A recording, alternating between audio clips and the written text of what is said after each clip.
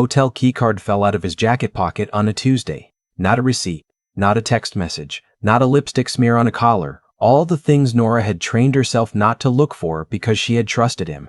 A single keycard from the Whitmore Hotel downtown, slipping out when she pulled his jacket off the hook to hang it properly, and landing face up on the hardwood floor like it had been waiting for her.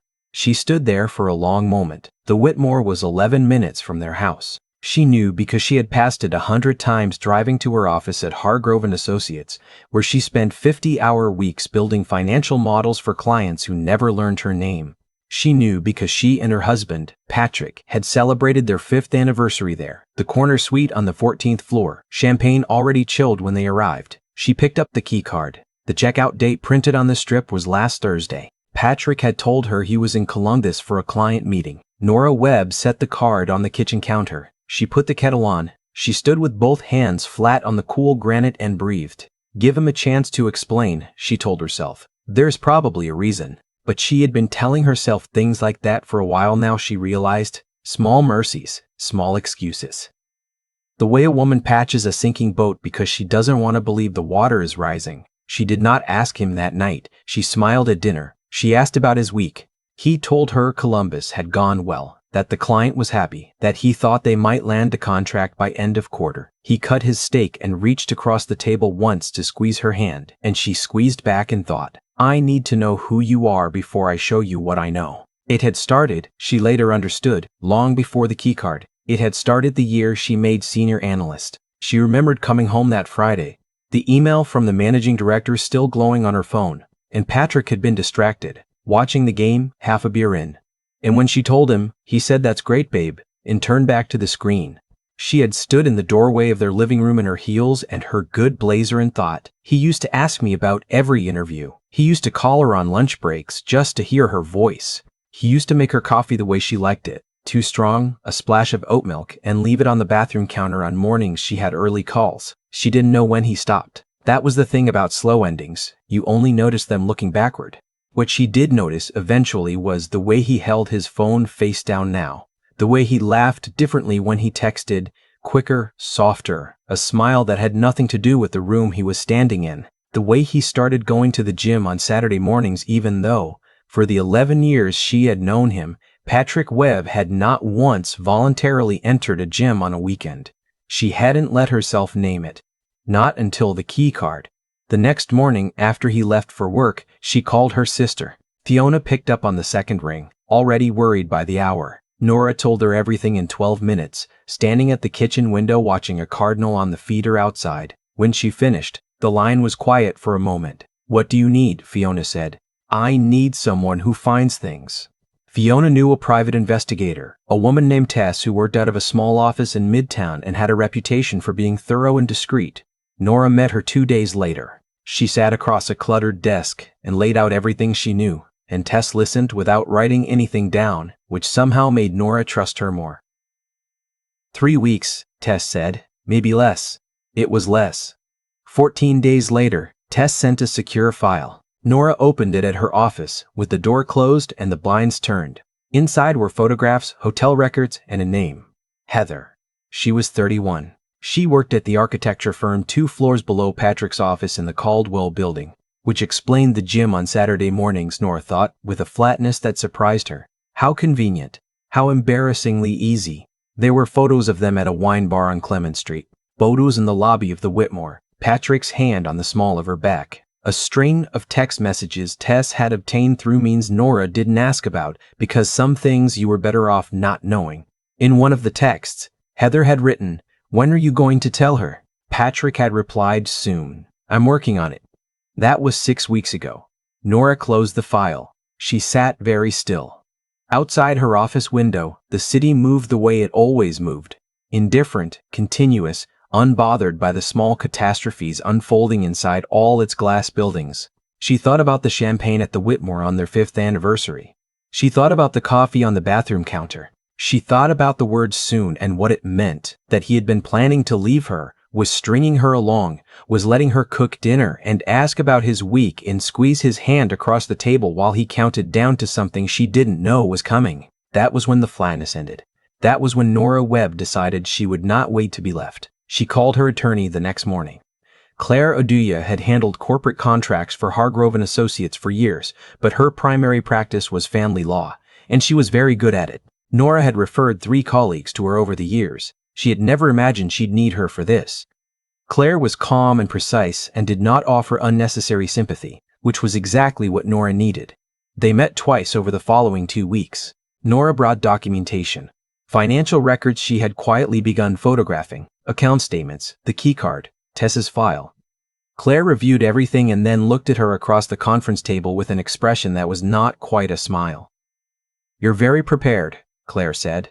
"I've had time to think. Most people come to me in pieces. You came in with a plan." Nora had not thought of it as a plan exactly, more like a series of decisions made in the quiet of early mornings when Patrick was still asleep and the house was hers and she could think clearly. She had moved a portion of the joint account into a personal account, carefully, legally, within the amounts Claire advised. She had photographed every major shared asset. She had made a list of everything she had contributed to their life together, financially and otherwise, because she knew those conversations were coming and she wanted to be ready. She had also done one other thing. Patrick had a tradition. Every year in late October, his firm held a client appreciation dinner at a restaurant called Fenwick's, a converted warehouse space in the design district with a rooftop bar and an executive chef who had trained in Lyon. Patrick had been attending this dinner for 8 years. He had brought Nora for the first 6. The last 2, he had told her it was partners and clients only, that she would be bored, that she shouldn't come. She had looked at this year's invitation, which came to their shared inbox, and she had made a reservation. Not for herself. She called Fenwick's and explained that she needed to arrange a special delivery for a guest at the dinner on the 24th. The hostess was helpful. Nora spoke with the event's coordinator. She explained what she wanted and wired a modest gratuity. The coordinator said it would be no problem at all. On the evening of October 24th, Patrick got dressed in his good charcoal suit and kissed Nora on the cheek and said he would probably be late. She told him to have a good time. She meant it in a way. She wanted him to be comfortable. She wanted him to feel safe. She wanted him to be sitting down. She knew from what Fiona had quietly confirmed through a mutual contact at the firm that Heather would be there. She had been invited as a guest of one of the junior partners, which meant she and Patrick had arranged it together, which meant he would spend that evening moving between them. His wife at home, thinking he was at a work dinner. His girlfriend beside him at a candlelit table in the design district. Except his wife was not at home. Nora was at her sister's house, drinking tea, watching the clock. At 8:47, her phone lit up with a text from the event's coordinator, delivered. "Thank you, Mrs. Webb." She set the phone face down on Fiona's coffee table and exhaled. In the restaurant at that moment, a server in a black vest was setting a small ivory envelope beside Patrick's water glass. Patrick was mid-conversation with one of the senior partners, his hand resting on the back of Heather's chair, in the particular way that people who believe they are unobserved let themselves touch each other, casually, proprietarily. The senior partner excused himself to greet someone across the room. Patrick looked at the envelope. The server said pleasantly that it was a note from the management, compliments of the evening. He opened it. Inside were the divorce petition and a cover sheet in Claire's letterhead, signed and dated, with a handwritten note in Nora's handwriting at the top. "You said soon. I thought I'd help." The table went quiet. Heather looked at the papers. The color left Patrick's face the way color leaves a room when someone turns off a lamp, all at once, completely. He sat very still for what people at nearby tables would later describe as a long time. Outside in the city, the night continued as nights do. Somewhere on the other side of town, Nora was refilling her tea. She did not feel triumphant, exactly. She felt clear. She felt like a window had been opened in a room she hadn't realized was airless. She felt like herself. The weeks that followed were not easy. She would not pretend otherwise, because the truth was that 11 years is a long time, and grief does not care about who was wronged. She cried in her car in parking garages where no one could see her. She threw out the coffee she made too strong some mornings because making it that way felt like a habit she needed to break. She called Fiona too late at night sometimes, and Fiona always picked up. Patrick called her 3 times the night of the dinner. She did not answer. He came home to find the guest room made up for him. She had done that before she left for Fiona's. Sheets folded, pillow placed, door left open in a way that was not unkind, just clear. He texted, "We need to talk," she texted back through Claire. He called again. She did not answer. He came to her office 2 days later, appearing in the lobby in his coat with an expression she had never seen on him before, something between regret and disbelief. The particular look of someone who had assumed a door would always be open and was only now noticing it had been closing for some time. She met him in the lobby. She did not take him upstairs. "I didn't want it to happen like this," he said. "I know," she said. "You were going to do it soon." He flinched. "I just want to understand," he said. "When did you?" "It doesn't matter when," she said. "What matters is what happens now. Claire will send you the schedule. Please respond to her within the week." He looked at her for a moment, the way people look at someone they thought they knew and are no longer certain, and then he nodded. She took the elevator back up to her office. She sat at her desk and opened her laptop and got back to work. What happened to Heather? Nora found out later, through Fiona, that Patrick had ended things with her within a month of the dinner. Not out of remorse, Nora suspected, but out of the particular self-preservation instinct of someone whose secret had just been exposed in a restaurant full of his professional colleagues.